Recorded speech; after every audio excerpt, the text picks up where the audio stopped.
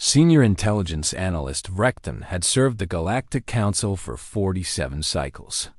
He had documented 17 minor conflicts, 3 major territorial disputes, and 1 near-extinction event involving the Mollusk people of Sector 9. Nothing in his long career had prepared him for what he discovered on that ordinary morning in his cramped office aboard Station Harmony.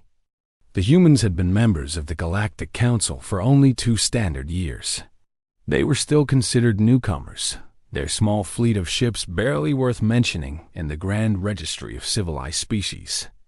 The Council had assigned Rick Tan the tedious task of cataloging human cultural exports as part of standard integration protocols.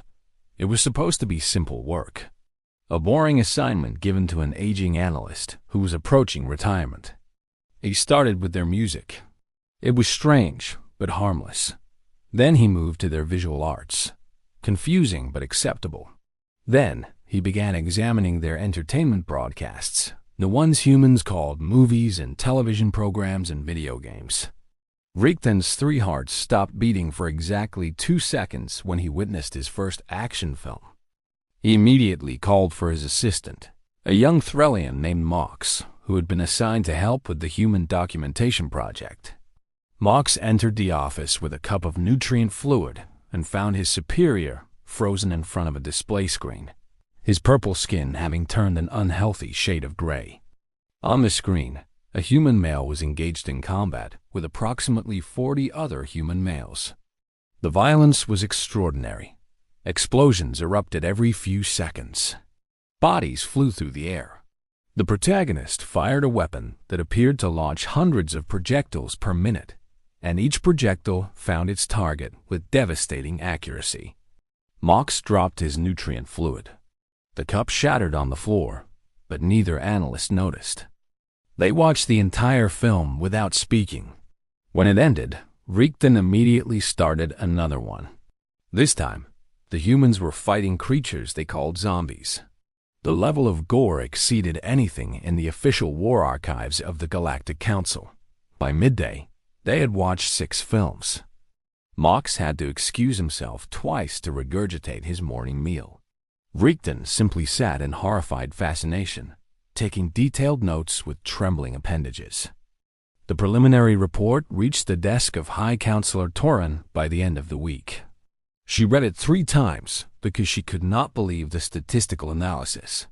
According to Rektan's calculations, the average human action film contained more simulated violence than the entire 4-year conflict between the Corvan Empire and the Dren Confederacy.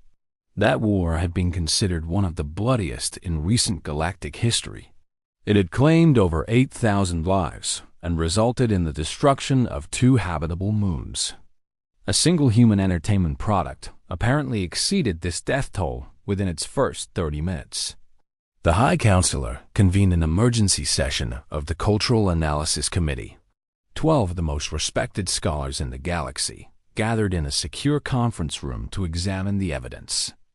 Rekton presented his findings with the grim demeanor of someone delivering news of an approaching asteroid. He showed them clips from human films. He displayed charts comparing fictional human casualties to real casualties from documented galactic conflicts. He played excerpts from human video games where players could personally engage in simulated warfare, accumulating body counts that would make even the most hardened military strategists weep. Scholar Myrinth of the Peaceful Collective fainted during a clip from something humans called a slasher film. She had to be revived with emergency stimulants and was excused from the remainder of the session. The committee spent 14 hours reviewing the evidence. They examined human war films, crime dramas, horror entertainments, and something called professional wrestling that they initially classified as documentary footage of gladiatorial combat. When they discovered it was scripted performance, their confusion only deepened. The youngest committee member, a Velian physicist named Koarn, raised a troubling question near the end of the session. If human entertainment contained such extreme violence, what did their actual wars look like? The room fell silent. Nobody wanted to answer that question. Rigden was tasked with expanding his research to include human military history. He approached this assignment with the reluctance of someone asked to examine a potentially explosive device. His fears proved justified. Human history was a tapestry of conflict that defied rational analysis. They had fought wars over territory, resources, ideology, religion, pride, and in one documented case, a sporting competition. Their weapons had evolved from simple clubs to devices capable of destroying entire cities in single moments. They had invented ways to kill each other that no other species had ever conceived. The second report was classified at the highest level. Only the 12 council members and their immediate advisors were permitted to read it. Several of those advisors requested therapy sessions afterward. But the most disturbing discovery came from an unexpected source. A young human intern working in the council's translation department overheard some analysts discussing the reports. She laughed when they described their horror at human entertainment. Her name was Sarah Chun, and she was 24 years old. She had grown up watching the films that had traumatized Rekton. She had played the video games that had given Mox nightmares. She considered most of them rather tame. When asked to explain why humans created such violent entertainment, Sarah provided an answer that haunted the committee for years. Humans created violent entertainment because they found it relaxing. It helped them unwind after stressful days. It was a safe way to process their natural aggressive impulses. Without such outlets, she explained, humans might actually become more violent in their real lives. The implication was terrifying. Human entertainment was not a reflection of their violent nature. It was a pressure valve that prevented something worse. Scholar Tevin of the Logic Collective performed a calculation that he immediately wished he had not performed. Based on the intensity of human entertainment, the underlying aggressive potential it was designed to manage must be approximately 700 times stronger than any other documented species. This meant that humans, in their natural state, possessed violent capabilities that exceeded the combined military potential of every other council species. And they had been using movies and video games to keep themselves calm. The council faced a dilemma. The humans were technically peaceful. They had not started any conflicts since joining the galactic community. They participated in diplomatic functions with enthusiasm. They donated significant resources to interspecies charity organizations. By every measurable standard, they were model citizens of the galaxy. But their entertainment suggested capabilities that no species should possess.